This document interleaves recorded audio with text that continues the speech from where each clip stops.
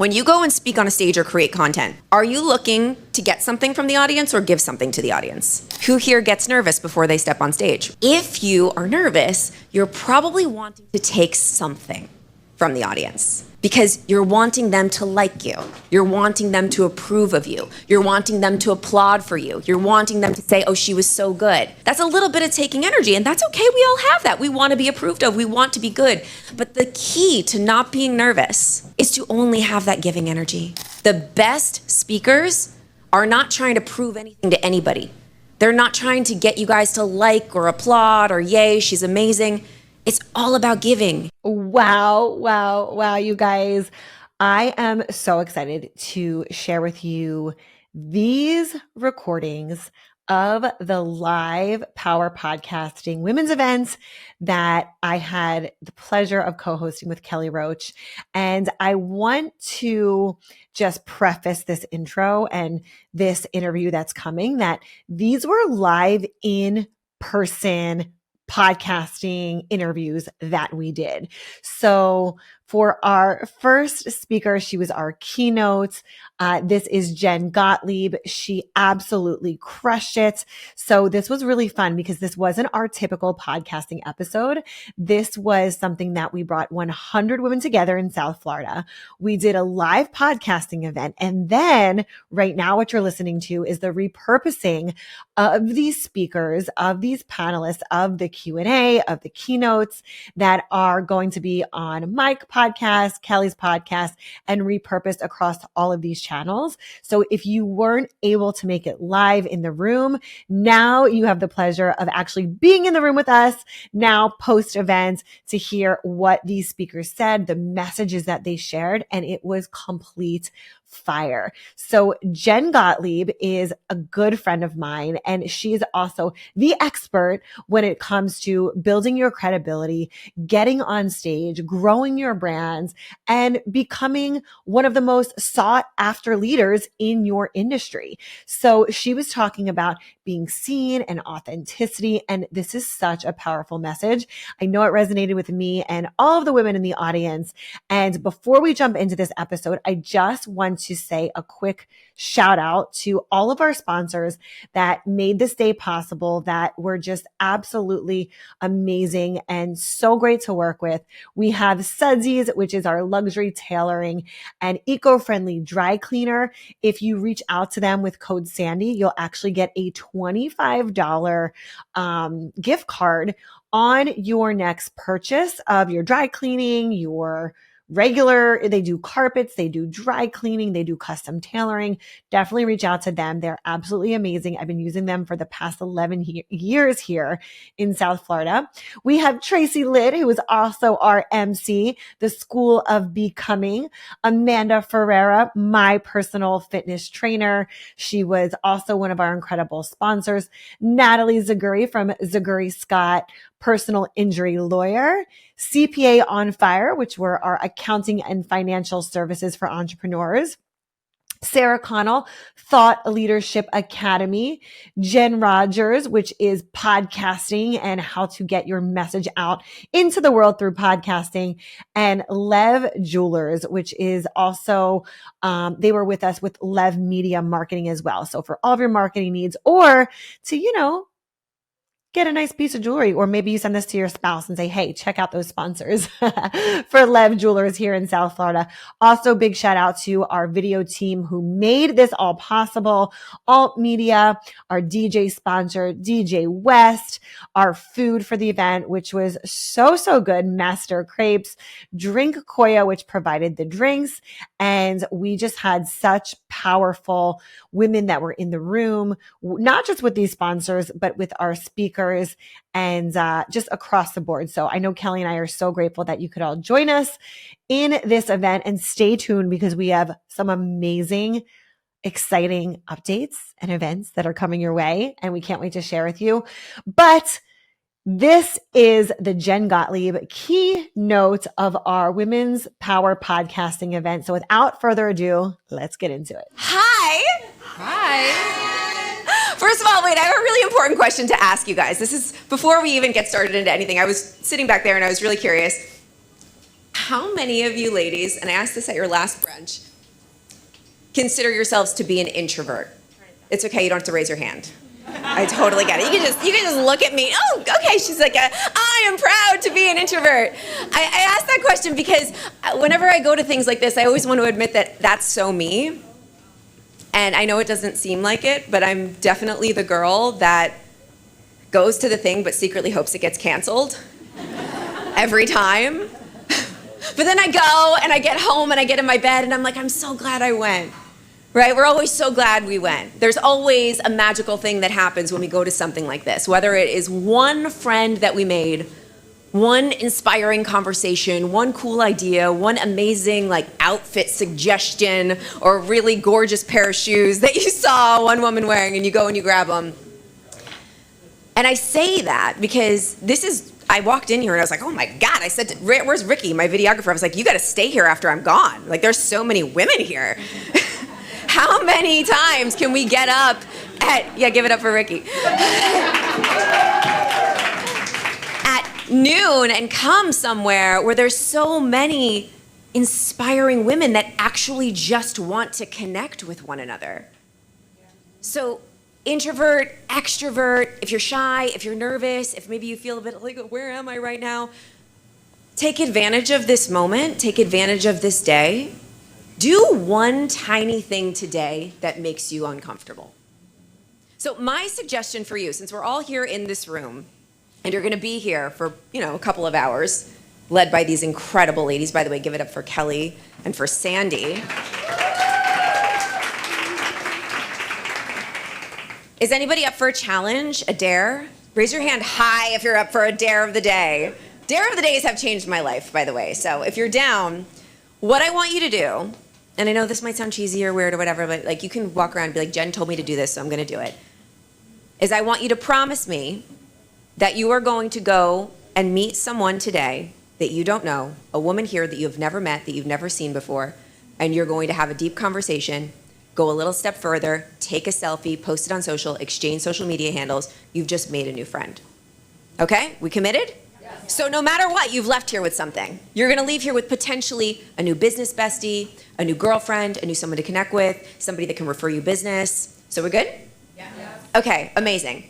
I did not prepare a keynote speech for you guys for 20 minutes because I thought we were doing a podcast interview. So what I would love to do, my favorite thing ever, and this is also for content creation for you ladies. Who here is consistently creating content right now, building a brand? Raise your hand high. Okay. I was talking about this yesterday. I did a webinar masterclass all around speaking and figuring out what the hell to talk about when you get on stage. And many people have different ideas of how to figure out what your messaging is and what you should be talking about. And I have a hack. I have this, the way that I do it is just oh, Jen, that is so obvious and stupid, but it has always helped me. The way that I've built every keynote that I've done has been based on the questions that people ask me. It's why I go live on social media every single morning. Any of you guys join the Get Ready with me? Did it in the car this morning. No matter what, we've saved over 265 of them, and we were doing it for a year before we started saving them. So I think we've done over 500 Instagram lives. And the whole point of it is to hear what my audience is asking me. Because I don't want to talk about something that I think you guys want to know. What do I know? You can't read the label from inside the bottle. I don't know what you guys want. I don't want to create offers for you. I don't want to create content for you that I think you want. I want you to tell me exactly what you want to know. So I live for your questions. I love practicing answering questions off the cuff because it gets me better at my answering and speaking off the cuff and not knowing what I'm going to say. And I learn so much from hearing what you guys need. So I would love to play Q&A if we can do that. Okay, so my only rule, I have a rule with Q&A. If you ask a question, stand up, introduce yourself, because that's the reason we're here. Quick, I am grateful for. I love sharing gratitude before questions, so I'm grateful for super quick, and then my question is, does it sound good? Yeah. Love it. Okay, who's first? There we go. Hi, Jen. Angela Duncan, Empower Her Money podcast. I am grateful for, I'm going to point you out, Melitza Wagi, because she's introduced me to almost everyone I know in this room. My question for you is, when you are going on stage as a keynote, how do you prepare? Great question. Thank you, Angela. Kind of depends on where I am and what I'm doing. And my preparation has actually evolved over time. And the really cool thing about the evolution of my preparation is it's gotten easier, thank God. And I just want to how many of you want to speak on stages? Curious, so I know who I'm talking to, many of you. Okay, so when you first start speaking, your preparation is going to be like, oh my God, like, I have to do all the things, and I have to do my vocal warm-ups, and I have to read my slides 85,000 times, and I have to go in a room and isolate myself, not talk to anybody, and get in the zone. And it used to be that way. And the more you do it, like with anything, the more you're on stage, the more you put yourself in the scenario, the easier it gets and the less that you have to do. But there are a couple non-negotiables, Angela, that I do no matter what, that kind of just get me like in the mode. I didn't do it today because I didn't think I was giving a speech, but I always do what I call a wonder walk. And I do these whether I'm speaking or not, but they're very helpful when you're about to go give a speech. So rather than isolating myself in a corner and telling people not to talk to me and just like being in my head and going over what I'm going to say in my brain, I like to go outside and take a walk and envision that I'm on stage, and I do my keynote as I walk. And it's really weird when you move your body and you have the sun in your face and you just envision that there's an audience around you and you start talking and you stop focusing on the words and you just start focusing on the story that you're telling, and you see the story and you're talking about it. And don't worry about people looking at you if you're talking to yourself. It's okay. I lived in New York City for 17 years. No one gives a shit. And you just do your talk. But what's really cool about that is when I do my wonder walks and I visualize the specific audience that I'm about to speak in front of, usually different things come out of my mouth. And I'm like, oh, wow, that was really good. I'm going to try that. Right? But if you're really focused and you're staring at your slides and you're staring at the mirror, or you're like isolating in a room and you're trying to like remember it, you don't allow space for the magical things to come out. And when you're walking and you're just like, oh, I'm going to see all these ladies, I'm thinking about them, what do they need to hear? And you're telling your stories, you come up with really cool ideas, and then you feel free to try them. And one other thing, I actually made a reel about this yesterday, and I got a lot of engagement on this reel, which tells me that people are interested in this. I've changed my ways backstage, and I highly recommend that you try this, especially my introverted friends. Introverted friends? Yes? Okay. So I used to be that person that would say, I can't talk to anybody for like 15 minutes before I go on stage. I have to go, and I have to sit in this corner, in this little room, and I have to focus, and I have to think about everything that I'm going to say, and I have to get in the zone, I have to listen to music, I have to do jumping jacks, don't talk to me, everybody get away from me. Anybody else?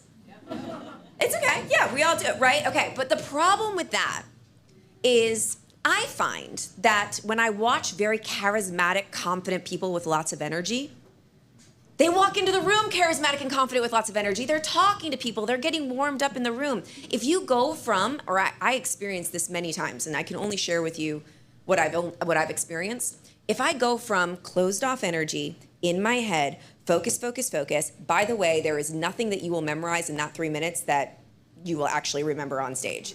Whatever is in you that you're supposed to say has to be in you well before you get into that room. It must be.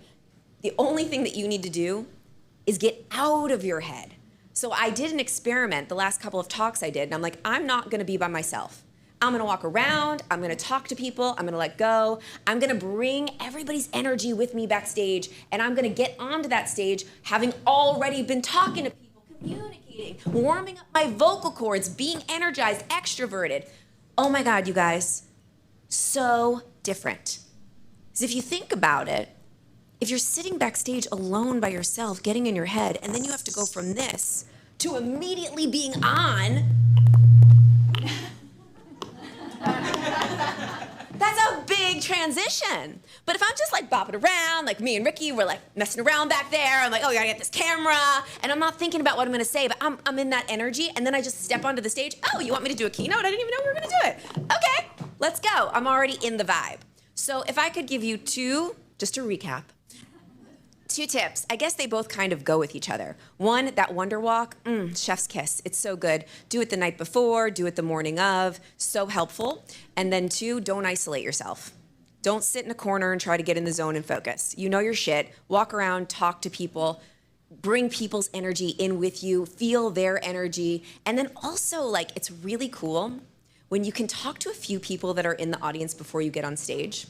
Because then when you get on stage, you feel like you're having a conversation with someone that you just met. And I always like to focus on, when I'm creating content or when I'm speaking, on the acronym HOPE. It stands for Help One Person Every Day. Because I have actually pop quiz for you guys. I want you all to tell me really what you think. When you go and speak on a stage or create content, are you looking to get something from the audience or give something to the audience? This is the right room. I know it's okay if someone wanted to say take. I don't hate you. But I'm gonna ask you another question. Who here gets nervous before they step on stage? Raise your hand and be honest. Okay, so I'm just gonna be real with you, and I'm here with you, and I am also someone that gets nervous before I get on stage. If you are nervous, you're probably wanting to take something from the audience because you're wanting them to like you. You're wanting them to approve of you. You're wanting them to applaud for you. You're wanting them to say, oh, she was so good. That's a little bit of taking energy, and that's okay. We all have that. We want to be approved of. We want to be good. But the key to not being nervous, the key is to only have that giving energy. I am here to have a conversation with my girl Melissa. Like, we're out to lunch and I'm just helping her. Like, if we were just sitting on a bench or going for a walk and she had an issue and I was just talking to her and just desperately trying to help her. The best speakers are not trying to prove anything to anybody. They're not trying to get you guys to like or applaud or yay, she's amazing.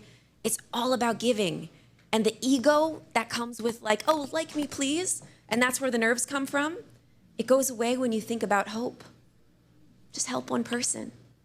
So when I'm talking to people backstage before I go on, it helps me to put people in the room that I actually know. And it helps me with that hope thing.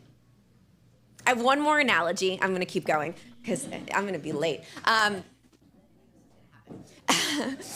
have one more analogy that I really like that I heard the other day. This is not mine, but when I heard it, I was like, this is amazing.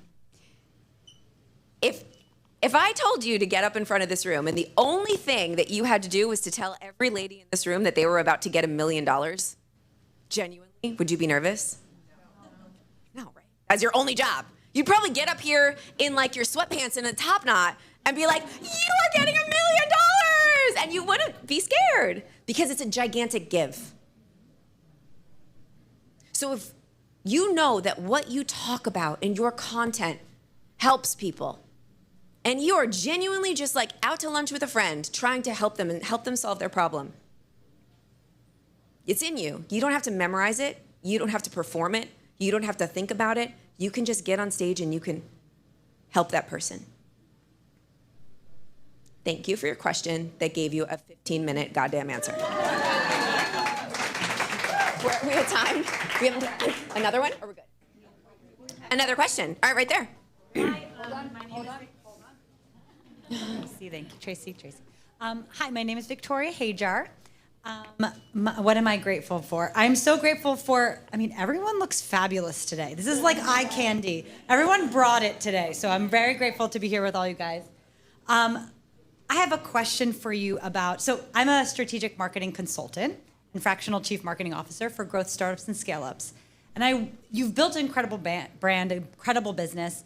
I would love for you to wrap for a minute on what you see changing when it comes to how you show up as a thought leader, how you show up as a brand, and just general like marketing shifts in the market that you're seeing that you can give us some insights into.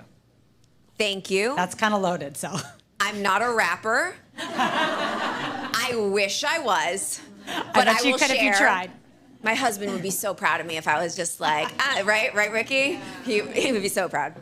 But I'm not. So yes, let's talk about marketing. So interesting because there's a massive shift that's happening. Massive.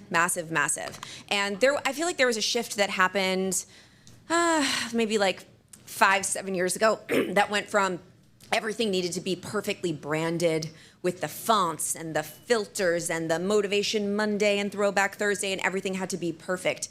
I really embrace having a super ugly Instagram. Like, the uglier my Instagram can be, the better, because my only goal is posting every day. And so if there's too many hoops to jump through, if there's too many barriers, like, oh, I have to wait until somebody makes this pretty, then I'm not gonna post every day. And that is my number one goal. I don't care about anything else. Consistency is key because every post that I do is a gigantic experiment. Some of my posts totally shit the bed that I think are going to be amazing. And some of them that I think are going to be terrible are great. And I only learn from the data. So I have to be posting constantly. And if I wait for the perfect fonts and the perfect filters and the perfect everything, then it's going to take a long time. And I'm probably not going to post as much. That's number one. Number two, we are now moving into this space where we are the media. I think we all saw this with the election. I think we all are seeing this in a really big way, where mainstream media is, thank you, Mama, is, it's important, but it's no longer as important as it used to. Now we're all journalists. Now we are the content. Now more people are tuning into YouTube and turning into social media to get their information and to get their news. And so the really cool thing is every single person in this room has their own show.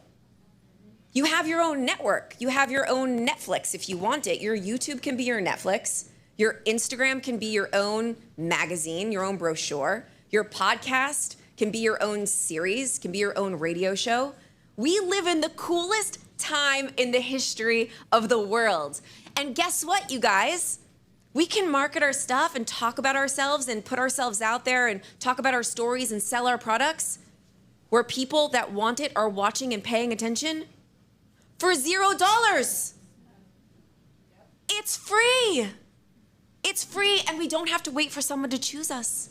We don't have to wait for someone to say, you're good enough to go be on my show, right? I was an actress, so I spent the majority of my life going into rooms and saying, please pick me. Please tell me I'm good enough that I can perform and do what I love to do on your platform.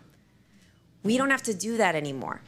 And what I'm seeing is the people that are getting the most engagement, the people that are growing the fastest, are the people that are building in public. They're not waiting for it to be perfect before they produce it.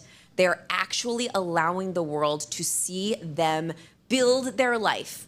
Whether they are taking their kid to school and they've got a top knot and no bra and they're just running around with their slippers and they're just going and they're making a quick video of 3 tips of whatever, that is way more interesting to be able to connect with somebody in their real life than to see a perfectly curated, picture perfect snapshot that's unattainable. Now, there's place for that. I don't hate you for doing that. It's okay. And we have this resume that we're curating. But I would definitely recommend, if you want to deeply connect with your audience and you want people to actually get in your DMs and you want to create an actual community, bring more of you. You are the brand. Your fonts, your colors, it's not the brand. It's you. It's your hobbies. It's your weird quirks. It's the things, it's your story, the things that you like to do on your free time. It's the different way that you run your business, the different things that you do in your life, because there are millions of people that do the same thing as probably every single person in here, no offense. But I guarantee you that there is only one you, there is only one you, there is only one you. So how can you lean into being more you? That's how you're gonna stand out online. How do you let people more, get in? So I'm just seeing more of a human experience online. And I will tell you one more thing before I move on. When it comes to buying services or products or hiring somebody from the internet, I don't know about you guys, but when I go to somebody's page, well, so this is how marketing works now. I'm just gonna break it down because I think we all experience this. Let's say I go to Melissa and I'm like, Melissa, I really need, oh, this is actually a perfect example. Actually, I'm gonna use a real life example. Sandy, I need someone in Miami for Botox. And what do? You recommend me to L'Amour back there. She's like, she's the best. What's the first thing that I do when I get a recommendation from a friend? Instagram. I ask this question all the time. I get the answer Instagram first, but Google, yes. People look you up. Okay, so we're getting a recommendation and then we're looking up the person. What are we subconsciously looking for when we look somebody up? Whether it's someone to watch our dogs, someone to do our Botox, somebody to style us. What we're looking for credibility markers. We're looking for case study. We're looking for alignment in their vibe. We want to see their personality. We want to see if they're good at what they do. We want to see if they're providing consistent value. We want to see if they're consistently showing up. We want to see if they're human. I will double tap on this because I want to be able to DM that person and for them to respond to me. And if I go to an Instagram page and it's so perfectly curated and there's no personality and there's no face and there's no face to camera video and there's no personality, I'm not going to DM that company because I'm not going to think that they're going to answer. I'm going to think that some social media company is going to respond to me, which has happened. And I wanted to hire someone that I heard of on a podcast, and I was so in. I was like, oh, long form podcast. I heard her talking about all this stuff. I'm like, I'm down. I'm going to go hire this woman right now. I went to her Instagram. I went to DM her. I would have been a perfect paying client, and I immediately got a ManyChat response that was this damn long. I deleted, unfollowed, and moved on. And you guys can probably all agree, right? So think about that as the client experience. Yeah, and that's it. My TED Talk for that answer. Amazing. We have time for one more quick one. One more question, right over here. Will you oh, hold on. Coming.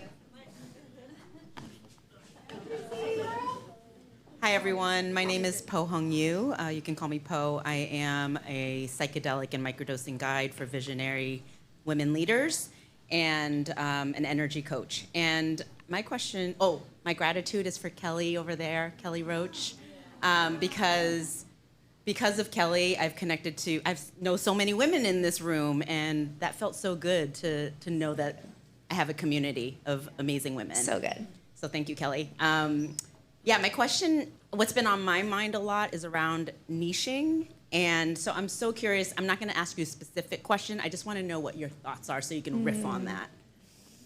Yeah, the quote, the riches are in the niches, I do believe in, and I started off very niche, very niche. Many of you probably don't know this, but when I first started speaking, it was only about PR. We owned a PR firm, and I would get on stages, and I would never get paid to speak. I would just go on stage at different masterminds or entrepreneurial conferences and teach how to pitch to the media. And I would get a lot of clients from that, so we would get indirect ROI, but I wasn't speaking on stages. I was getting my feet wet, and I was introducing myself to the world with a very specific niche, talking about publicity specifically, even though that was not what I wanted to do. Deep down, I knew, I was like, I want to inspire people. I want to be motivational. I want to do all these other things. There's so much more to me. But my in was that. And so I started very, very, very niche. And I truly believe that if you want to create a community of raving fans, it is faster to do if you niche down. It's easier to do if you niche down because you're speaking to a very, very, very specific person. I would rather have 20 die-hard people that watch every video, that comment, that love it, that follow along, that share, that are super engaged, that want to buy, that are there for everything, than have millions of people that are like, sometimes I like a video from her or whatever, and they don't really watch and they don't buy and they're not our ideal client. The way that you get those ride or die fans in the beginning is by being very niche. So there's so many ways to do things, and I think since this is the last question, I'll end with this. I don't believe that there is one right or wrong way to do any of this stuff. There are so many ways. There are infinite ways. The cool thing about entrepreneurship in this new world of we're all our own media company is that there are whatever way you want. You could build a way that's the new way. That is so cool. I could build the way that's the new way tomorrow, and then everyone's gonna start doing that way. The only thing that really matters is that is that you're doing it in a way that feels good for you. Because if you build your business or you start creating content or you start posting online in a certain way because some guru on the internet or some coach told you that this is the way that you have to do it, and it doesn't feel completely and totally aligned with who you are in your soul and the way that you would do it if there was no right or wrong way, you're gonna wake up one day and you're gonna hate it. And you're also going to attract all the wrong people because we attract what we are. So if we're showing up on the internet as somebody else that somebody else told us that we should show up as, creating a certain type of content or speaking to a certain audience because that's what you should do, jump on this trend because this is good, you're going to build a community of people that like you for something that you're not, and that is exhausting to keep up with. That's how we create imposter syndrome. All these people like me for something that I'm not. I did that for a really long time. I was on a TV show about heavy metal music for 5 years of my life. Some of you don't know that. It was a long time ago. I don't like heavy metal music. Did I have to say that? I don't know. Yeah. So I woke up one day and everybody just knew me as the medal girl. And that was exhausting. And it was depressing. And there is no better feeling than to be able to wake up every day and not feel burnt out in what you're doing because you're just being yourself. We get burnt out when we're trying to be something we're not. Because if you think about it, if you're just hanging out on the couch with your best friend in the world and you don't even have to talk, you just sit there, or like you fart, like it doesn't matter, like whatever. And some of you are like, I would never do that, Jen. Shut up, you would. Those people, when you're totally yourself, we don't get burnt out doing that. We don't get burnt out when we go to lunch with a bestie or our partner or our kids and we're just helping them and pouring into them and just being our goofy selves. We don't get exhausted. We can't not think of what to say. We always know what to say because we're being real. We get lost. We get tired. We get burnt out. We get exhausted when we're trying to be everybody for everything and do all the right things all the time and be perfect and be this vision that everyone thinks that we need to be. And if we can let go of that, and believe me, I know how hard it can be. I know, because we want people to like us. We're humans. We want people to like us. We want approval. We want to feel part of something. But if we can just be a little bit more conscious than not, and trust a little bit more than we don't, that we are enough exactly as we are.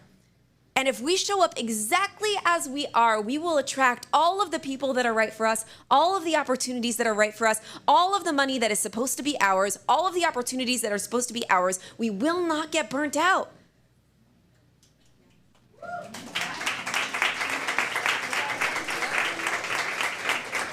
We're wrapping up. I love that question. You asked me about niching, and I don't know how I got to where I got. I was hoping for that. Beautiful. I have to go, you guys. I have to run home and do another presentation online, but I'm so ridiculously grateful for all of you. Please stick to the deal that you made with me. You're all gonna go meet somebody new that you haven't met with, right? Thank you so much. I love you all. Connect with me on Instagram, and I'll see you soon.